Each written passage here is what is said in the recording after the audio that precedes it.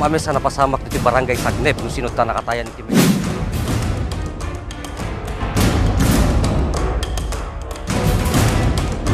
Nagsublina palang kasyay ka nakita ni Inang ka nakadasay mo ito so nagpanagpatulong dito ka barangay amin mala dito.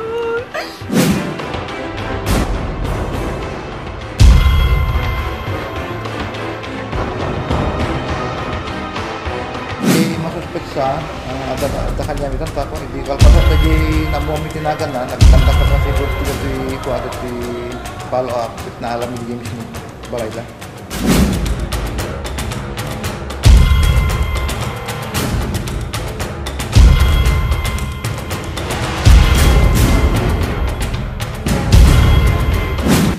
Oktubre 18, 2010, may isa ka nakamames itinapasamak dito yung mismo lugar. Kaya nakaibulbaran ti may sa pamilya. Anak kay gapuan iti panakatay iti padre di pamilya, iti Aguilar family. Ngamanagan iti Macrino Aguilar, i Asuncion. Ay sa aman nalon, magpatapulog at talo iti tawen na, nga agnay iti barangay Sagnep, Bantay, Ilocos. Arson met iti panakaparalisado, iti asawa na, amanagan ti Angelita Aguilar, 39 iti tawen na. Nairamraman met ganatiruan, iti nunaan nga anak na, nagiti agasawa, babae iti naiwawa abala, amanagan iti Mary Rose. Nakalasat met dagiti talo nga anak da, nga agtawin lang iti sangapulo ket talo, siyam ken sangapulo. Sigon kadigiti nakalasat a biktima, nagkukuyog digiti sang kapamilyaan tapno mapanday kampanya ni Mary Rose. Kapuan ang tagpaydasig akasanggo niyang kabataan chairman, iti nasao nga barangay. Ken di magasda ti asideg kakabagyanda, idin ta agawid da ket ita nga ginondawayan iti masuspecha nga pinaltugan dagiti biktima nga nagresultaan iti panakatay iti pundasyon iti pamilyada.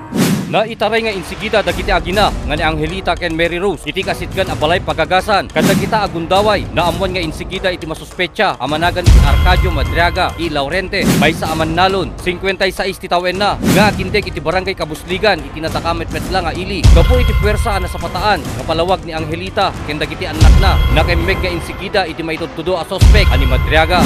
Iti makadalon iti mismo nga sularda. Ang dami siguro, oray siguro diyay suspect diyay pinaltogan na nato ikon, nato Macrino Aguilar, nga isulti ko, nakatayin na siguro. Masuspect sa, ada kanya mitan tako, hindi kalpasan na diyay namo mitinagan na, nagkandak ka mga siguro, iti follow up, na alam ni James balay da.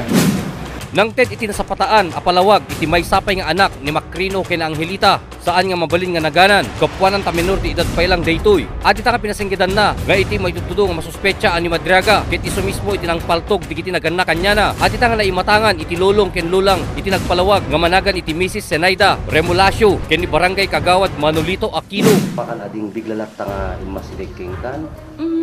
Hindi, ni tatang ko dito yung terwangami, tapos di kami DJ yan ti dalan.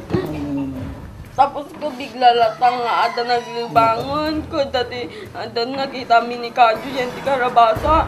Tapos ko niading ko ka nagikis kami, tabang kami patulong ko, di kinain ti street light di tan, tapos ada bigla nagsublina palang kasyay ko, nakita ni Inang ka nakadasay mo ito, so nagpanagpatulong dito ka barangay amin mala dito.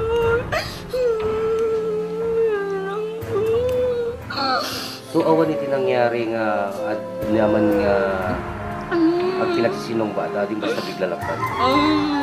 Dati di andang agun inuni ka ni tatang. Iti pinagsubli ti police files. Hintay amin no anya iti kasasaad di manang Angelita kalpasan ti may sa katawin na nakapaltog na. Kino anya iti makunana iti napasamak ken kuana.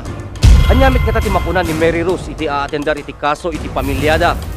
Kinuan niya iti buksilan na karirik nana, maipapan iti napasamak kanyada.